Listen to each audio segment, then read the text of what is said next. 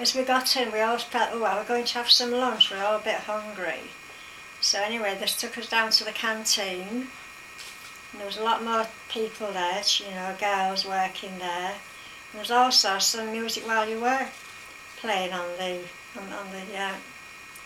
what they call it, radio. Wireless. Yeah, on the radio, on the wireless. And so I was all doing a little bit of singing again while I was eating, because we all was all having a bit of fun now.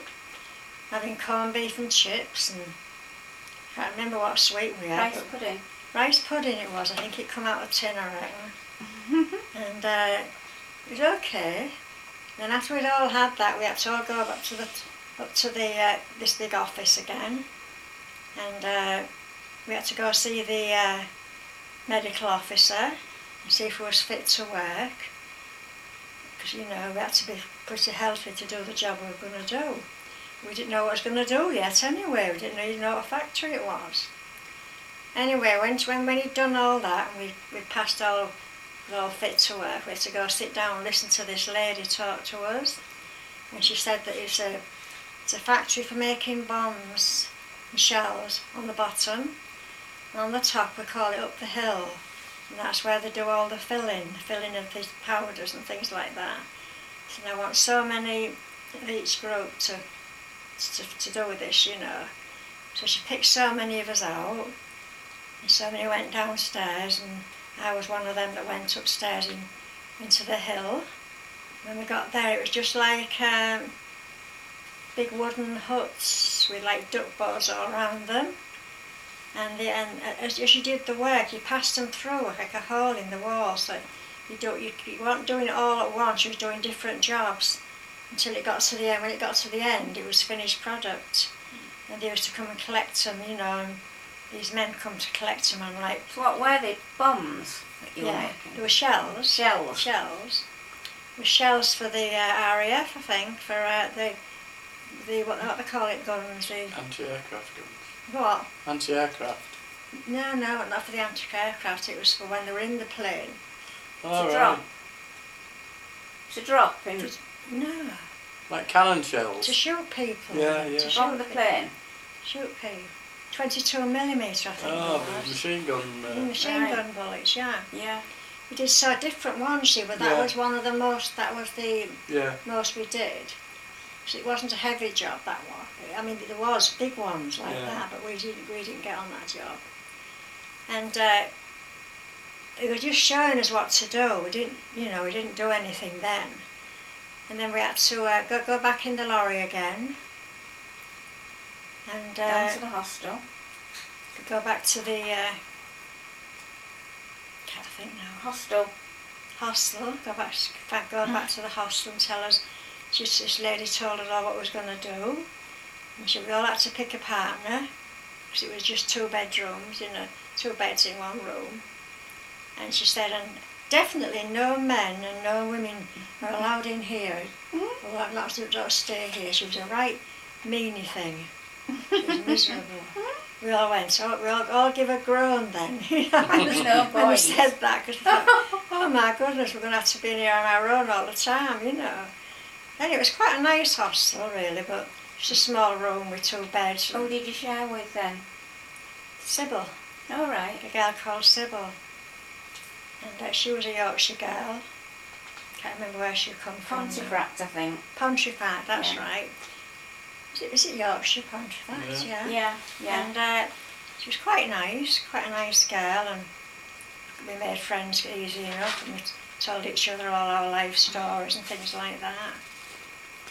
But anyway, I was still going out. I was still engaged to Ronnie, wasn't we? So I wasn't interested in any more men. Wasn't thinking about going out with men at all. And then I got a letter from Ronnie saying he'd like me to take him to his he'd like to take me to his home in Liverpool to meet his parents. So I agreed to go on the weekend, and I was supposed to meet his mother in Liverpool station, and he told me exactly where to stand and all that. And he was going to come later on because he couldn't get off the same time as me.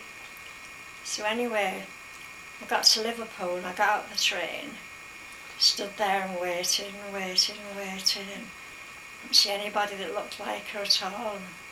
Everybody seemed to be disappearing. So I thought, I'm going to have to make my way where he lives. You know, I knew his address. So anyway, so I had to ask somebody, and I had to say to him, excuse me, you tell me where Walton Jail is? And he looked at me as I was mad. I said, it's all right, I'm just going out to visit somebody. So she said, oh, okay. He said, you get a bus from outside here, you can get a bus straight to the jail, you see, to the prison. So off I went.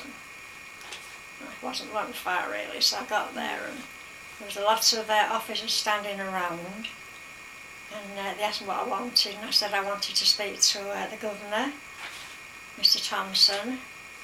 So he said, oh, well, you just wait here, I've been had to go and see him. So he come back and he says, come on, I've got to take you to see him. So I went into his room, and oh, what a lovely man he was, Carol. He was lovely, really nice, and you know, he could talk nice and really kind, and nice looking guy he was lovely.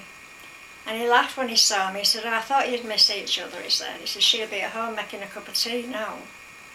So I'll have to take you. So anyway, it was in the actual prison grounds, the house, big house, where they lived, you see.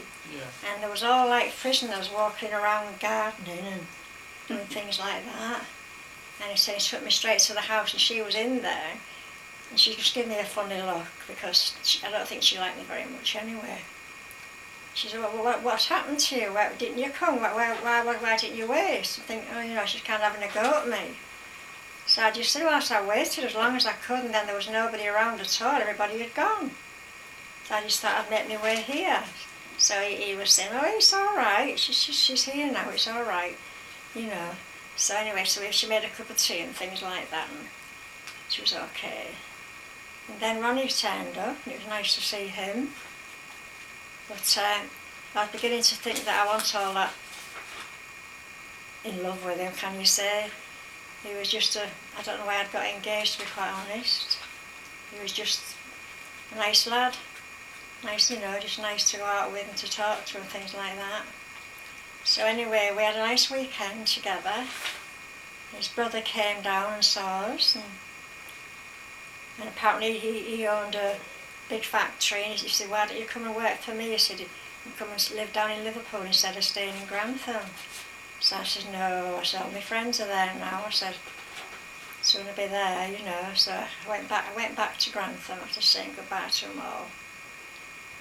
I didn't see Ronnie anymore, really. Yeah, He got sent to Burma, didn't he? He got sent, he was going to be sent to Burma, but we didn't know. He finished. Yeah.